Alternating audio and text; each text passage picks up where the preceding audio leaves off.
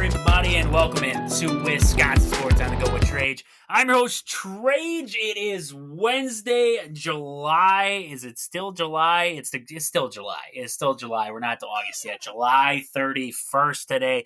A great Wednesday here in the great state of Wisconsin, or wherever you're tuning in right now. Wherever, maybe up in Canada. I don't know. I don't know where you're tuning in right now, but hopefully it is a fantastic day there. It is hot. It is hot. It is humid. It's like on and off. You might get storms. You might not. There's a lot of places in the state of Wisconsin that were having storms yesterday. Hopefully, nope, nothing was damaged of yours. You're doing okay, everything like that. Lots of big, it's like we can't get away from the storms. They're just constantly there right now. It seems like every day we have a chance of rain right now. So other than that, though, we had a big day yesterday. Depending on who you ask and, what team you're rooting for. But a big day was the MLB trade deadline was yesterday. Not a lot of huge moves happened around, but there's a lot of good moves, a lot of moves that were made. So we're going to get into the trade deadline today. I want to talk a little bit of Packers here to start us out. And then, see where the day takes us, right? See where the day takes us. So a fantastic day. I got Autumn with me here. Autumn, how we doing? Wednesday here, a great Wednesday. I'm doing pretty good, Trajan. I agree. It is hot outside. You can't go outside and it feels wet and sticky. But other than that, I'm happy that the sun is shining and it's not snowing. I don't know. I've been climbing around in some attics the past couple days, and I could do with the snow. I was sitting up there. I was like, if it wants to just let loose with 60-mile-per-hour winds right now, I'd be okay. I'd get over it because, man, oh, man, working in some of these dairy barns in the great state of Wisconsin gets hot during the summer. Let me tell you, when you're up in the attics of these things, even worse. It's even worse. Yes, some barns do have attics. I know it's baffling to some people, but they do have attics. It's not just always a hay mouse. Sometimes they have attics, and, well, I'm the lucky one who gets to go up in the attic that we're currently working at right now. So getting out of that, I don't want to talk about attics all day long. I don't want to talk about work. I want to talk about some Wisconsin sports there. And looking at some Packer news, they did make, it was about 6 roster moves at the start of the second week of training camp. So I just want to look at some of those guys the Packers did add to the roster there or release. First up, they signed cornerback Don Callis. They needed some depth there. Robert Rochelle dealing with an injury, Zion Gilbert on the way out. The Packers signed Callis there, a rookie out of Troy who participated in the team's rookie minicamp in May there. He spent 1 season at Troy after 3 standout seasons at East Central in Oklahoma there. So we're going to see a little bit of Don Callis there on the defense. Another, and this is a name known to a lot of people in the state of Wisconsin if you're a fan of the Badger football team, Peter Bowden there, the long snapper from UW, went undrafted out of Wisconsin there, but he was actually ranked one of the best long snappers in the 2024 class. He is going to be signed up by the Packers here, and we'll see. They released Bowden as of last Tuesday, actually, so signing him back, basically. They made room for Jacob Eason. Now we see Jordan Love come in, so Eason's out the door again, so now we add Bowden back, right? Poor guy, he gets released, thinks that he has to find a new job, ends up getting his job back after we get Jordan Love back in the fold. Now Eason's gone. Now we add up Peter Bowden there. So we see that move there. LJ Davis also added in the cornerback room there, went undrafted out of Northern Arizona in 2023. Spent some time with the Tennessee Titans during training camp before the 2023 season. He broke up 9 passes, intercepted 2 others for Northern Arizona after transferring from Southern Utah there. So added to the roster there. They did release kicker James Turner. So this is telling us a little bit more about, will Anders Carlson get the job? Will he not? Well, they've limited that kicker room down to 2 now. By releasing Turner, it is now a battle between Anders Carlson and Greg Joseph there. Carlson and Joseph had missed only 2 kicks to start camp. Turner connected on only 13 of 19. So the Packers, weaned him off there, I guess you can say. Packers did release Henry Pearson there. We did see him. He was a fullback there for the Packers. He was entering year 2 after spending last season on the Packers practice squad. He's out just 1 week after training camp. Zion Gilbert was released, like I said earlier there, undrafted free agent in the 2022 class, signed with the Packers practice squad in October of last year, was returned on a futures deal. He played in 3 games for the New York Giants as a rookie in 2022. So those are some of the bigger moves outside of, that's to start training camp as of this week, right? Outside of the basically Jordan Love coming back, right? Those are your big moves to start this week of training camp. Good stuff happening at training camp right now for Green Bay. I've been seeing videos, Twitter, everything like that, videos coming out of Green Bay, and a lot of interesting storylines. The play of Rashawn Gary, his ability to lead a defense, right? McKinney also in there now. And then watching Romeo Doubs cook Jair Alexander down the sideline for a catch. Well, you look at it one of 2 ways. Is Jair sucking, or is Romeo Doubs getting that much better? I think watching the video, Romeo Doubs is just getting that much better, and I'd love to see that. Because if you can get Romeo Doubs going, Jaden Reed gives you what he had going last year there, and then, you add in Dontavian Wicks, who a lot of people are very high on heading into this next season. Watch out for the Packers receiver core there.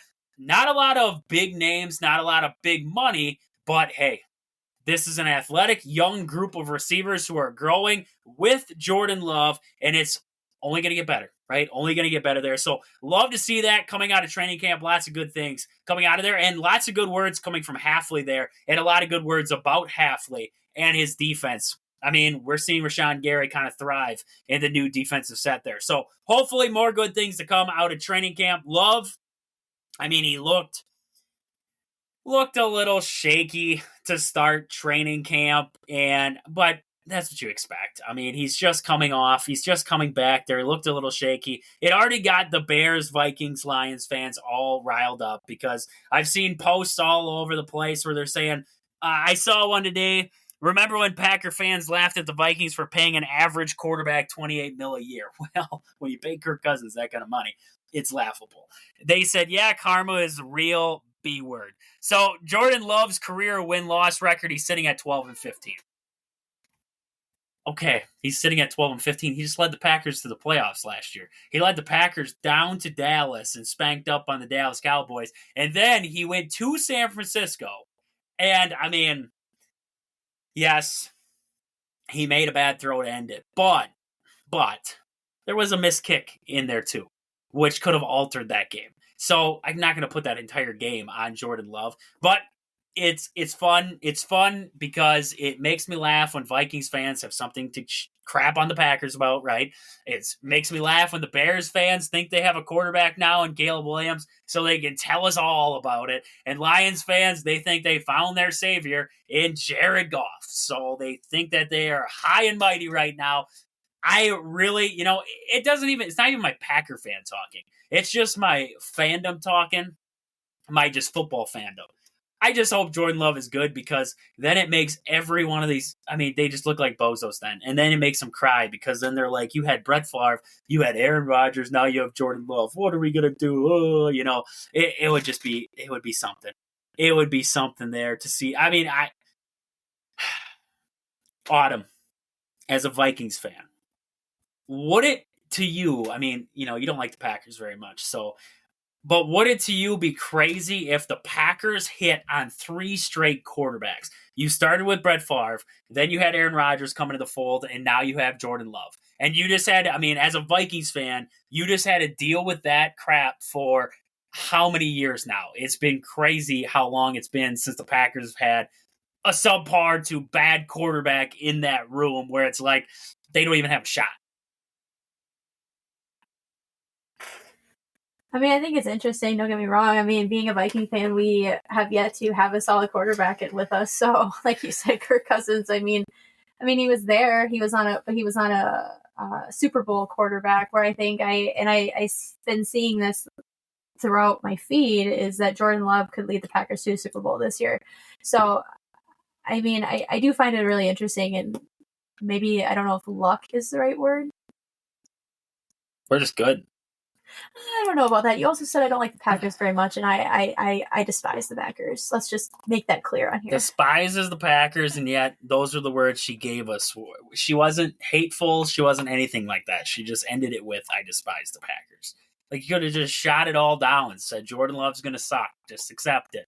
Like, that's what we need. We need some fire out of you.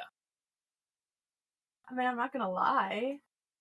I could say that. She's telling us that as a Vikings fan, she believes Jordan Love will be good. That is what I'm hearing right now. I mean, she truthfully believes Jordan Love is that next dude in the NFC North. I mean, I think he's young, and I think he's got a lot of growing to do. But I do think that he has I do think he has potential to be a very good quarterback. Wow. You hear this? You hear this, Vikings fans out there? You guys just have to take what Autumn is telling you right now and accept it. Jordan Love is the new owner of the Bears, and he now runs the North. That's just how it is. J.J. McCarthy, you should have stayed at Michigan. Your years are behind you right now. Minnesota will not be better with you. Jared Goff, dude, you went to a Super Bowl and you scored 3 points. I've had enough out of you two. And Caleb Williams, I mean, he's going to spend more time picking what fingernail polish to put on than he is playing football. So, Jordan Love runs the North. That's all you got to know. The Pack is back. That's all I know. The Pack is back. Will they hit on 3 straight quarterbacks? That is what is unwritten yet. That is what's unwritten yet. Yes, I mean, to me, I was a doubter. You guys know that if you've listened long enough. I was a definite doubter. And he changed my mind second half of the season. I've seen a half a season. If he gives me a full season and it makes it and it drives the Bears fans up a wall because that's what it'll do. Oh, that would be awesome. That'd be awesome. And then, I mean, just for that, I mean, yeah, it's luck. I mean, I can't say it's anything more than, I mean, well, or are the Packers just that good at judging talent? I don't know. I don't know. This is a guy who, when the Packers drafted him, I mean, he was nothing. He was just a dude. Like, he's got good arm talent. He's got, they like this about him, and this was okay, but there was a lot of negatives too, and at that point, you had Aaron Rodgers, and you were trying to push, and now it's like, oh, you guys were thinking about this. You were thinking ahead. You were going to have this guy sit behind Aaron Rodgers, learn from Rodgers. Hopefully not the bad stuff, right? Because Rodgers was he went and sat in a dark room for a while, so we know about Rodgers. Hopefully he didn't teach him about the voodoo stuff. But just like you did with Rodgers when you had Favre. And you didn't tell Favre he had to teach this guy because Favre straight up told him, like, I'm not teaching this guy. And that's fine. To me, that's fine. They still learn underneath you. They watch you. They see their tendencies. They see how you call an offense. They watch that. They learn. And sometimes, honestly, I think that's the best thing you can do for an organization. You see a lot of quarterbacks. The Bears will be a prime example this season where they kind of just throw a guy to the wolves. They throw him underneath the bus and they let them bus tires just roll over top. And sometimes, I mean, it works out in the end, but there are careers and guys who just don't succeed because of that. They get ran over in their first year. I mean, look at Bryce Young coming out of Alabama. That was one of the smallest dudes that I've ever seen. Smallest dudes playing in the NFL. I mean, just not that bulky of a guy. And I was really concerned that going to Carolina with a terrible offensive line, that Bryce Young's going to take one hit and he's going to be done. And Bryce Young played okay in his first season, didn't have a lot of great weapons, didn't have a great scheme to work with, great coaching. So we see Bryce Young kind of look iffy. And now a lot of fans calling for Bryce Young to be gonzo. I mean, the Packers, as you can love them, you can hate them. Autumn hates them. She despises them, like she said. But you got to respect them. I mean, come on. It's not just cheese up here. It's not just cheese and beer. We know how to grow quarterbacks. We know how to make quarterbacks. We know how to draft quarterbacks. And right now, we have Jordan Love in the fold, highest paid quarterback, which, I mean, you didn't really want to pay all that money, but in the end of the day, you had to. You had to do something like that to keep this guy around because he is a talent. And, end of the day, if he would have hit the free agent market after this season and the Packers didn't pay him, he's a hot commodity. because there's a lot of teams that think they might be able to work with him, right? A lot of coaches who think they might be able to work with him. So Packers did the right thing, locked him up, locked up their franchise quarterback. That's what you love to see. Keep him happy, keep Packer fans happy, and now we just go kick the crap out of the NFC North. That's all that matters. That's all that matters at the end of the day there. So with that, before we move on here, I want to mention some great sponsors of the show here quick. First, Game Day Supply in Alaska. Do you have a sports club or team? Are you looking for some sweet custom uniforms or apparel? Check out the awesome crew at Game Day Supply in Alaska to help your team get the sweetest gear. Find them on Facebook at Game Day Supply or online at GameDaySupply.net. Also, Sport and Spine Clinic in Greenwood, Wisconsin.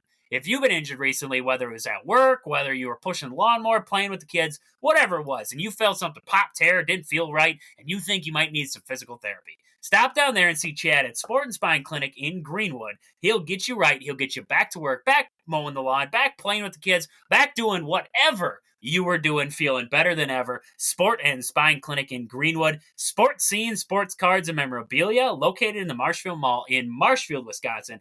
Get down there and see Al. He has everything you need, from sporting cards to memorabilia, jerseys, model stock cars. He's got it all. Sports scene in Marshfield. Marshfield Motor Speedways. Located just 3 miles outside of Marshfield on County Road H. Get down there this summer. Tons of family fun for all ages. Great food, great drinks, great atmosphere. Nothing better than a great summer day or night down at the track there. Marshfield Motor Speedways. Pittsville Farm and Home Center. At the store, they serve you anything from hydraulic hoses to red roses. Stop in and see the awesome crew at Pittsville Farm and Home Center in Pittsville, Wisconsin. And also your hometown team, Century 21 Gold Key Realty. Call Peggy Sue or Anna to find your dream home, or if you're looking to sell. Find them on Facebook at your hometown team, Century 21 Gold Key Realty, or stop in and see them at their location in Marshfield. So with that, we got to get to our everybody's favorite segment of the show. We got to get to everybody's favorite, and that is Autumn's Tidbits. Maybe I can find a good intro to it.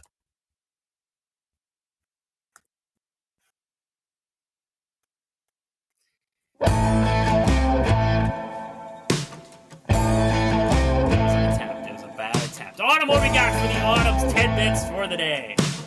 We're going to talk about the Olympics today. So going into the Team USA, we have Simone Biles, who crowns herself as the most decorated American Olympic gymnast with 8 Olympic gold medals. She has 5 gold, 1 silver, and 2 bronze. I do have to say her husband, Jonathan Owens, made an adorable post. He was there supporting with her family for her. She's just doing amazing and killing it out there, along with the rest of the USA team with that. Then we have Katie Ledecky, who absolutely dominated in the 1,500-meter relay for women's swimming and won by over 17 seconds. She will compete for the gold medal on Wednesday. So today, she'll be competing for the gold medal today. Men's swimming grabs the silver medal in the 4x200-meter free relay. The USA women's rugby wins their first medal in Olympic history. They upset Australia for the bronze medal with the equivalent of 99-yard touchdown as the time expired. That's a crazy finish. That is a crazy finish right now. I mean, she's no Michael Phelps with 28 medals there. She's no Michael Phelps. But, I mean, nothing but impressive. Nothing but impressive. I'm not going to go as far to say as adorable with the Jonathan Owens leaving, going down and, going across, whatever you want to say, and going to watch Simone Biles there. I'm not going to use the word adorable, but cool to see. And great, I don't want to say this. Kudos to the Bears for letting Jonathan Owens leave training camp and go over and support Simone Biles. That'll be the only time I will ever say kudos to the Bears, except for when they finally dump Caleb Williams after he sucks. Then I can say kudos to him again. Other than that, I'm not going to say kudos to the Bears ever again. But that was great to see, so I agree with that. Not exactly adorable in my mind, but great stuff there. I mean, so we see a lot of medals here. We see a lot of medals going on. Autumn, I mean, looking at the medal count in the Olympics. Now, there's a lot going on. We're watching right now, as we're recording right now, we're watching table tennis. We're watching some crazy table tennis going on right now. And I tell you what, I could not take these guys. I thought I was a pretty good table tennis player myself. Not those guys. Not those guys there. So, Autumn, what are we seeing right now? Medal counter. I believe somebody's got a counter out there. What are we seeing right now? Who's in first? Who's trailing them? What are we seeing? So according to ESPN, the USA is in first with 26 medals. Second is France with 18 medals. And in third is China with 14 medals. Currently, Japan is leading in gold medals right now. For individual medal leaders, they are leading. USA is leading in silver, and the USA is also leading in bronze. We got to pick it up. We got to pick it up there. I mean, the great Ricky Bobby once told us, if you're not first, you're last, right? And here in the USA, we don't piss nothing but excellence. So I don't know what's going on over there in Paris, but somebody's got to figure something out. That's all I know. It's probably because I'm watching this guy from Japan over here, and he's in archery right now, and he's whacking it. So I don't know. I mean, we probably can't beat him in archery right now. Who do we send over there? I mean, what? It's okay. It's okay. We're going to be fine. We're going to be fine there. Everything is going to be okay on that end. So, lots of good stuff there. Autumn had a great day of tidbits. We're going to work on an intro music into the tidbits. That's bad intro music. I got this whole, this little box on the side here where it gives me all these tunes that I can play. And, there's a bunch of them on there. I've never played them before. So I was just like scrolling through. I was like, the heck with it. I'll just flip this one on today, see what happens. It was a bold one, right? Maybe if it was more of like a BA moment, if it was something like, that kind of stuff happening, then maybe that tune would have worked, but not a great one. Not a great one. Autumn's looking at me like, what? Why are you playing that tune right now? I'm like, I'm sitting over here like, I don't know. I didn't know what was going to come out of the speakers there. So Either way, good stuff there. Great tidbits. We got lots to get to. MLB trade deadline came, gone, happened, done yesterday, 5 o'clock, gone. And, I mean, I sat there. All day. And, I have zero service. I was telling you, I'm working in an attic. I got zero service. So I got to keep coming out. Because yesterday, I mean, I was right on my phone. I was like, I got to see it. I got to see this trade. You get that almost like the hope where it's like, I'm going to walk out and the Brewers are going to make a move and they're going to get this guy or they're going to get this guy. They're going to make this deal and they're going to get Flaherty or they're going to get this guy or that guy. 11 o'clock, nothing. 1 o'clock, nothing. 2 o'clock, nothing. Got to 5. I was like, maybe they had a deal that didn't process yet. Nothing. And I'm just like, okay. So we got Nick Mears. We got Frankie Montas. And we got Aaron Savali. Now, we've seen Aaron Savali a little bit now with the Brewers, so we've seen what we've seen with him. Frankie, we haven't seen yet. Now, if you look at the words from what Matt Arnold always tells us, right? You want a guy who you're going to bring into the fold who is going to fit with team chemistry, right? He's not going to ruin the team chemistry. That's what we always hear. Can't have that guy come in the locker room. Okay. So does that almost affect what the Brewers can and can't do if you go into a trade deadline with that motto?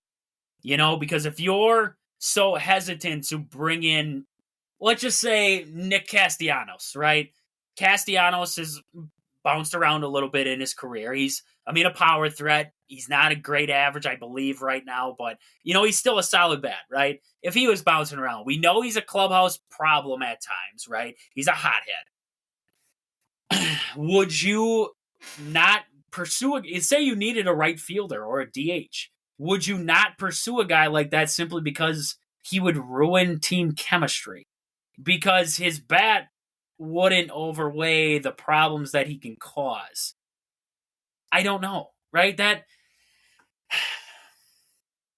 one puts me at a crossroads because it's like I want to see the Brewers make moves for good players, but I can also understand the team chemistry factor where you don't want to say upset the team, because when a team has great, look at the Arizona Diamondbacks last season.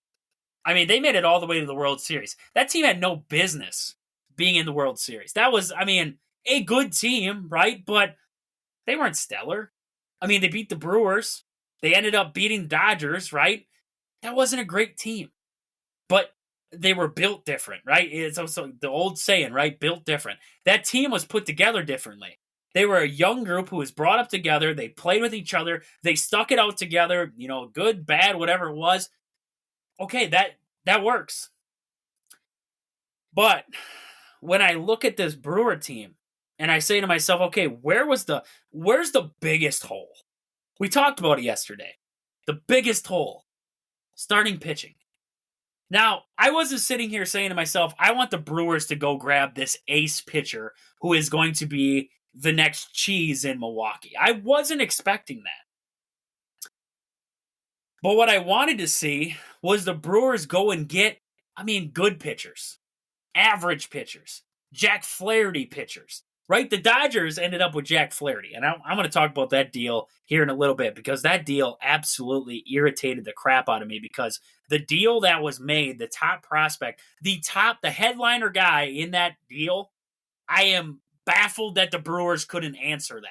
I am baffled because that just blew my mind. So I want to talk about that a little bit later. But a guy like Jack Flaherty, the Fetty deal, that was a tough one because you saw that was a 3-team deal and ended up to get Fetty, right? Cardinals got Fetty. They ended up with Tommy Pham too. They had a trade-off Edman there, and then the Dodgers were flipping guys left and right. So we saw how that all worked out. That was going to be tough. Crochet was going to be tough. We saw the White Sox didn't even deal Crochet at the deadline there. But there was a lot of starting pitching options. I'm not saying that I wanted the Brewers to one time I'd love the Brewers to unload the farm, right? If they traded away the farm and just went all in one time, I don't know if I would be hurt. I don't know if I'd be upset. I'd let it ride. Fetty didn't bother me terribly because, yes, Fetty's having a great season, but Fetty's a journeyman. He's not like he's this, I've been in one spot and I've been doing this for the longest time. He has been bounced around. He's a journeyman pitcher. He's older, right? He's 31. He's an older pitcher, and he's having a great season, but how do you know that that's going to translate forward, right? So the Brewers, like I said, they get Frankie Montas, right? And Montas, you look at his stats from this season, it's not blow you out of the water stats. But Frankie's got good stuff. He has good stuff. Now, we're also shooting up a prayer again for the pitching lab for the Brewers to figure something out with him, right? It's a hope. It's a hope that they can figure out Montas there.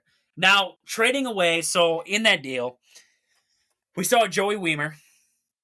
He was sent out. We saw Jacob Junis.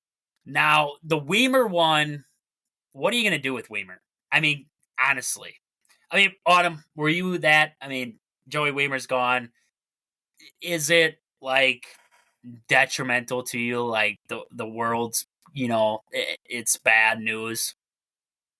I'll be completely honest. I forgot that Wiemer was on the team. If I'm being honest, we just haven't seen much of him. I saw him as that team when Council was still there, his little, I guess, prodigy. And then he wasn't performing. They sent him down. He came back up. He just wasn't performing. And then just at that point, there were some other young talent that came in and just overtook it. So I was not upset at all. I was like, wow, I guess I didn't expect that. But it wasn't sad to see him go, really. Yeah. And Joey Wiemer, it's the same thing I said when Keston Hiura left. Super nice guy. I hope nothing but the best for the guy. I honestly hope that he goes to Cincinnati, and I hope he figures it out. Honestly. As much as it would suck because he'd probably do it against the Brewers. I hope that he figures it out. Because, at the end of the day, this is still a baseball player, and his personality, he is a great person in hindsight. So I really do hope for the best for Joey Wiemer there. But the other one, the main cog in this trade was Junis for Montas. Now, Junis is having, Autumn, you want to see if you can find the stats on Jacob Junis this season? Junis is having a decent year. He's having a decent year. He transitioned into the bullpen for the Brewers there, and he's having a decent season there. Autumn's pulling up the stats right now. We'll know in a second here the true stats there on Jacob Junis.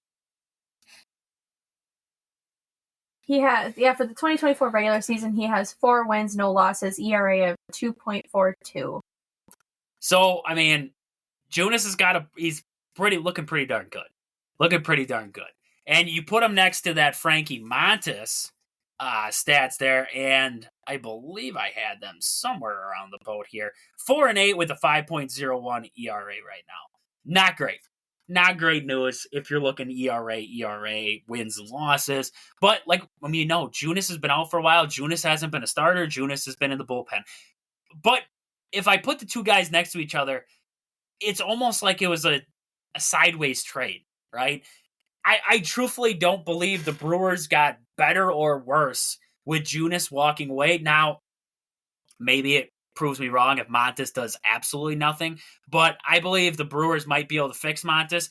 And back to what I was getting at before there with the clubhouse guy, listening to what the Reds manager there, Bell, had to say after Montas left was, this was a great guy. He was instrumental to the team, not on his performance on the field, but, they lost a true family member and a fantastic teammate when Montas left. Like, it was almost a heartbreaking moment for him to see Montas leave. And that tells you, okay, yes, the stats aren't fantastic and you wish they were better, but you're getting a guy who isn't going to disrupt the team chemistry. And if you can fix him, that will be great for the Brewers. So I'd love to see that aspect of it. Everything else, you're just hoping that the Brewers can figure it out and get him into true form there. Nick Mears, I believe he pitched just the other night for the Brewers there. And, I mean, looks solid. Looks solid in his debut with the Brewers. Not anything crazy. 2 strikeouts, 0s across the board. A good outing for Mears there. A good one to start with the Brewers there. Outside of that, we saw the Brewers grab Savali early on. A good pitcher. Nothing crazy in that one either. So, I mean, the Brewers, they kind of sit stagnant. They kind of sit stagnant there in this trade deadline, and we're going to talk more about it here in a minute there. But before we move on, we got to get to Autumn's Fact of the Day.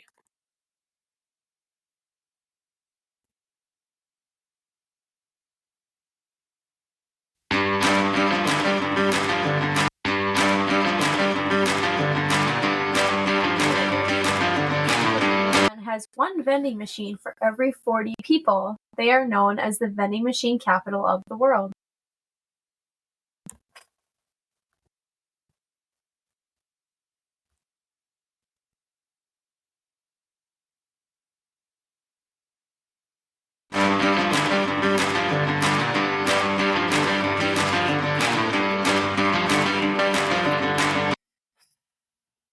I wonder what they have in the vending machines. Like, what are we talking? Like, are we talking snacks? Are we talking drinks? Like, what kind of vending machines are we talking? I think that would be the bigger topic to know.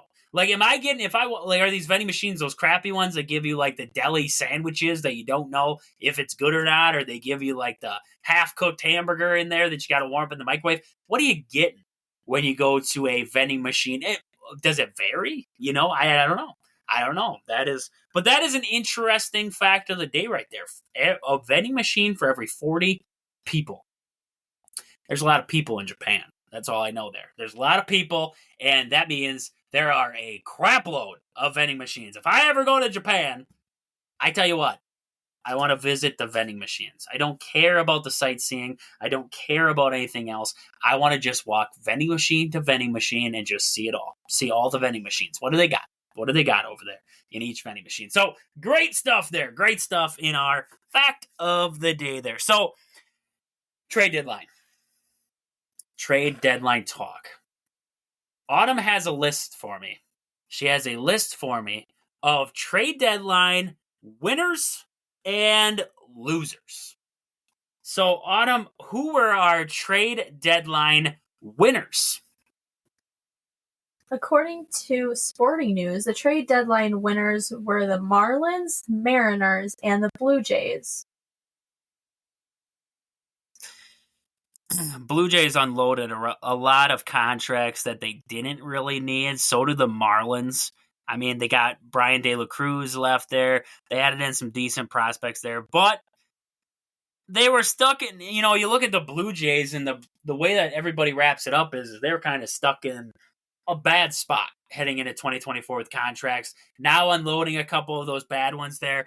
That helps them out a lot there. Marlins, it seems like Jazz Chisholm was just never a solid, just a solid piece for him there.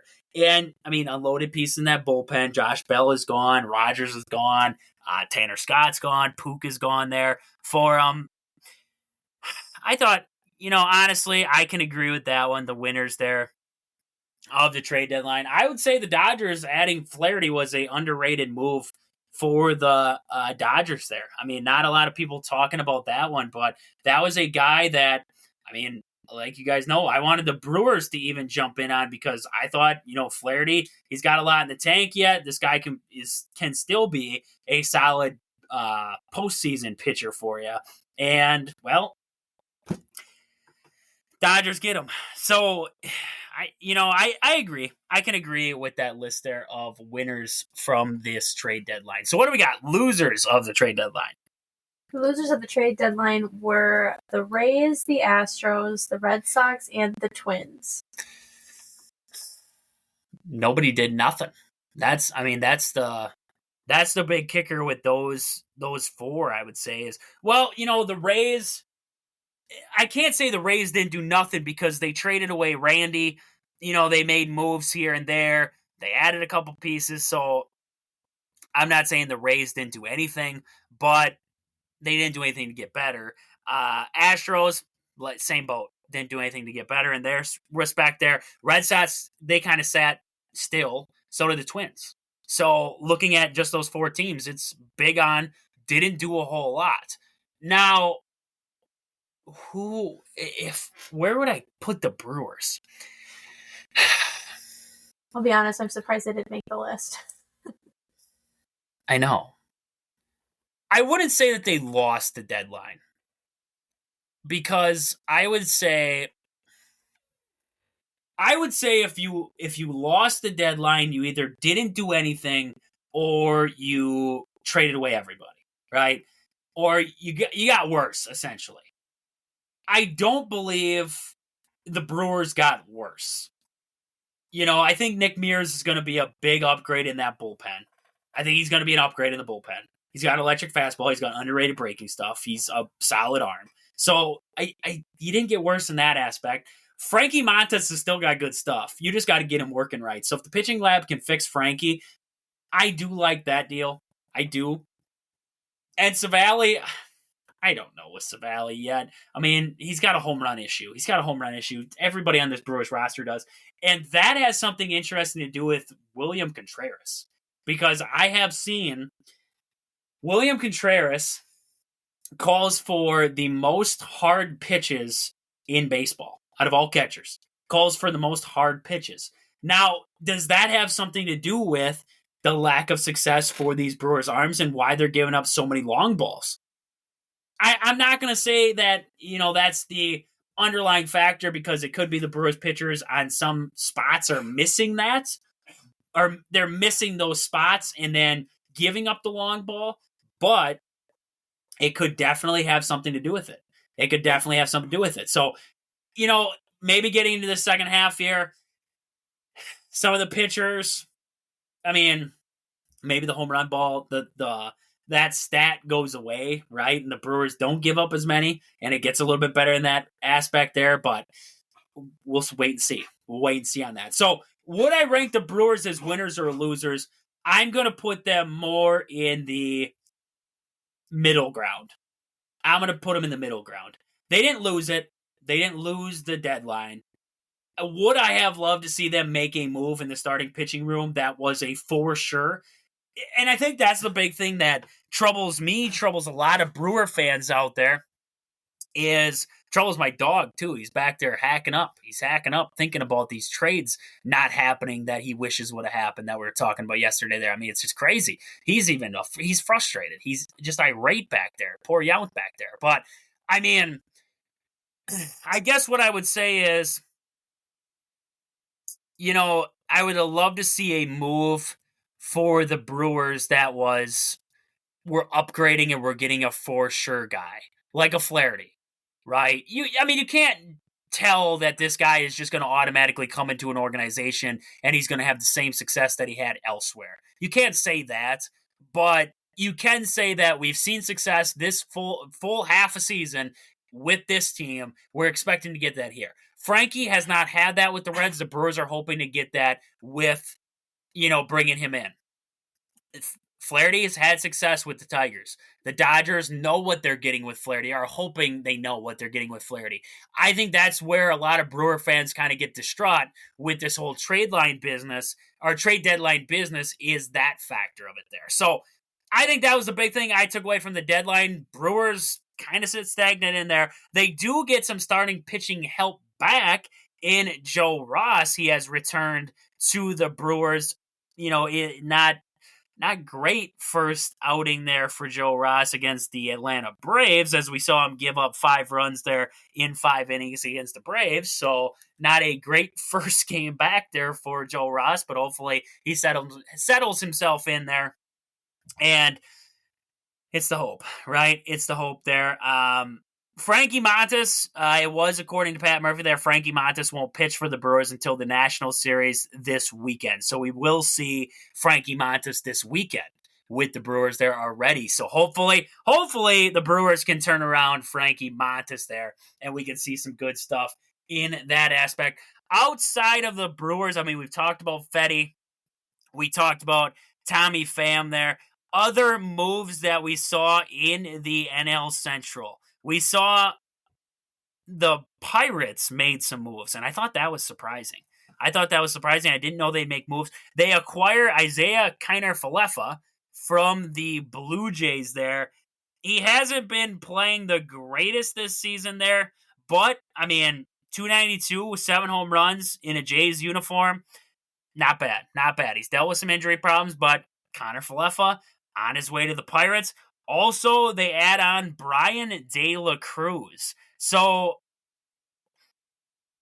looking at him right now, I was just seeing what Brian De La Cruz is doing. 258. 258 right now. Solid for De La Cruz there. So, the Pirates bolster up the starting lineup. Cardinals get a little bit better. Cubs were all over the place. They traded away Letter. They got Paredes. They traded away Christopher Morel and got Paredes. He's got more control. The Cubs are like in a half rebuild, half we might still have a shot in this race kind of mode right now. The Reds kind of sat stagnant in this one, but we saw the NL Central active. And I don't know. It's going to be a who can stay hot race now to the finish here in the NL Central. So with that, we're going to hear more coming out of the trade deadline. We're going to hear more about it as the week goes on. So we're going to definitely cover that as this week goes on here. So with that, that's about all we got for today. Like I always tell you, if you're listening on Spotify, iTunes, wherever you're listening, scroll down, leave us a review, rate the show, let us know how you're feeling. Go down in the bio of the show, click the link. It says send us a text message. Click that link there. It'll send us a fan mail. You can leave a review there, send it to us on there. Let us know any questions, anything that you got to say, anything that you thought of while we were talking there that you wish we would have added, right? Definitely do it on there. Follow us on Facebook, Instagram, Twitter, Wisconsin Sports on the Go with Trage. You can find us on all 3 there. So with that, this has been Wisconsin Sports on the Go with Trage. Thank you guys for listening. I hope you guys enjoyed the rest of your Wednesday. But until I talk to you guys again tomorrow, deuces.